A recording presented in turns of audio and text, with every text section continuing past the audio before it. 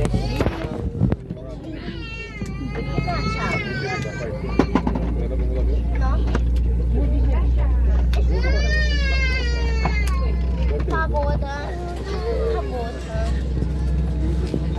and gentlemen, at this time, please direct your attention to the cabin as they demonstrate the safety features of the set so that in the event of an emergency, you will be prepared and know what to do. Please remove your earphones and mute electronic devices to be able to take full attention.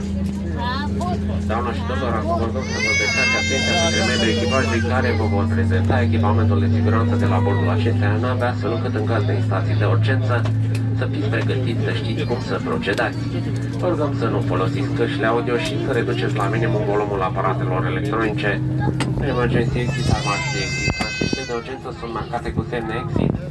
On this aircraft there are total of 8 emergency exits. Acest avion este dotat cu 8 ieșiri de urgență. 2 doors are in the front, 2 se află în față, 4 emergency windows are over the wings, 4 ieșiri de urgență sunt deasupra aripilor, 2 doors are in the rear, 2 uși în partea din spate aeronavei. In the event of an evacuation, leave your luggage and follow the floater marking which will guide you to the emergency exits. În eventualitatea unei evacuări, lăsați bagajele în cabină și urmați iluminarea de la nivelul podelei care va ghida spre ieșirile de urgență.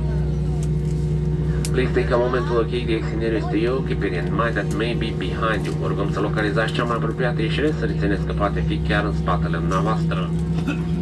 Now we are going to show you how to use the seatbelts. Acum vă vom arăta cum să utilizați centurile de siguranță. Please fasten your seatbelt and secure it tightly. This is how to close and how to open it. Vă rugăm să vă cuplați centurile de siguranță. Iată cum cuplați și decuplați centurile de siguranță. Now we are going to show you how to use the oxygen mask. Acum vă vom arăta cum să folosesc măștile cu oxigen. The oxygen mask are located in the panels above your head. Măștile cu oxigen se află în panourile de deasupra dumneavoastră. In case of loss of cabin pressure, the oxygen mask are automatically released. În eventualitatea unei decompresii în cabină, măștile de oxigen vor fi eliberate. When released, pull the nearest mask source. This will activate the flow of oxygen.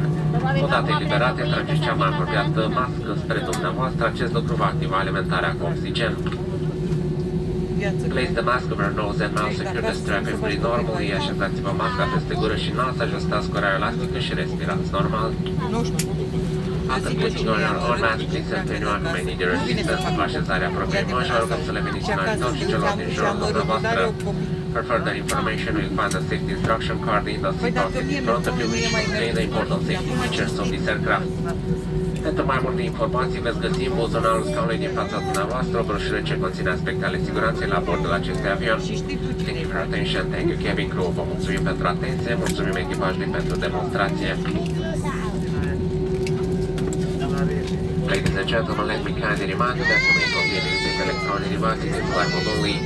Laptops and any other large electronic devices should be stored for takeoff, landing, and whenever the seatbelt sign is on during the flight.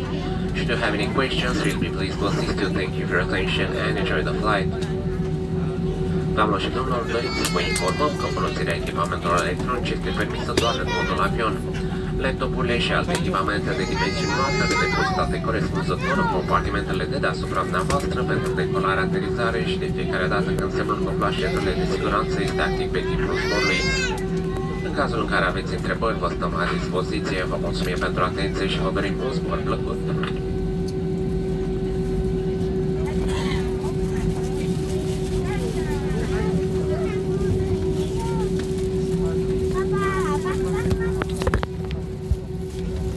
Diana.